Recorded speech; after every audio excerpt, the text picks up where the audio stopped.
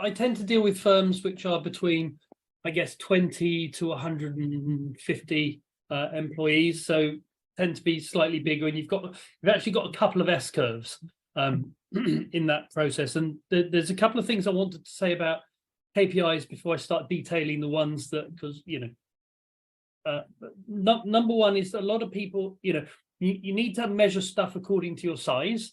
There's no point trying to measure everything when you're small, because the measurements don't mean anything, and you're going to end up spending too much of your time measuring, not enough time doing business development.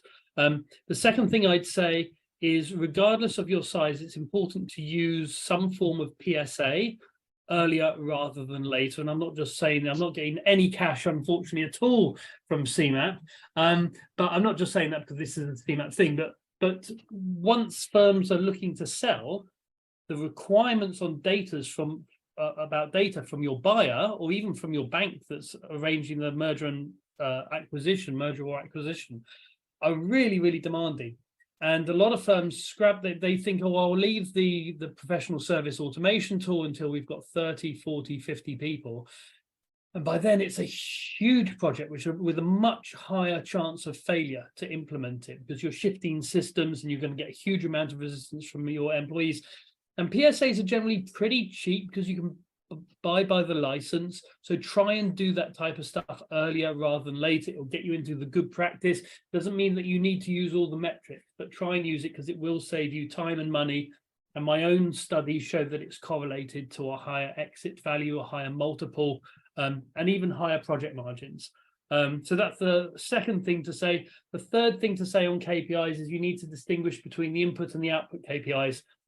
As far as I'm concerned, so I advise boutiques on growth towards exit.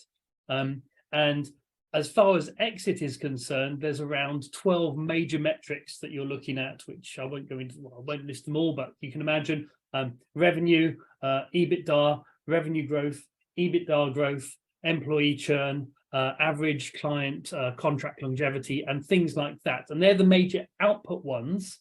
But there's nothing you can do to change those other than changing the input metrics. So once a firm starts to get bigger, you need to distinguish between what's being reported at different levels. And the big output metrics, the EBITDA, the revenue growth, the clients, the pipeline, and all the rest of it, are going to be measured at the more strategic level. It's the leadership team that are going to be looking at those. Then you have a set of metrics at the management level, which might be around project client profitability, sector profitability, utilization of specific consulting teams, and then you get down to the operational level. So you're starting to build a cadence, a hierarchy of reporting, and you also start to build a cadence. So there are some things that you're going to measure once a week, which will be things like, your sales, your pipeline, your resourcing. Then the things you're going to be measuring monthly, which are things like your financial reporting, your budgets, your forecasts.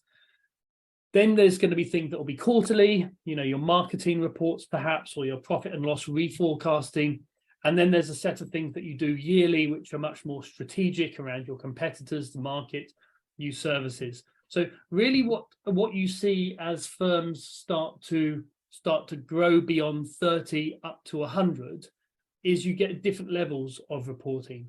And if you haven't got some type of system in place to manage that, you're going to end up with 50 spreadsheets, and when someone comes to buy you, you're going to spend your entire time going back to historical spreadsheets and trying to get all of this data together. It's much simpler simply to press a button and run a whole load of reports for your potential buyers and the banks who are managing the transaction.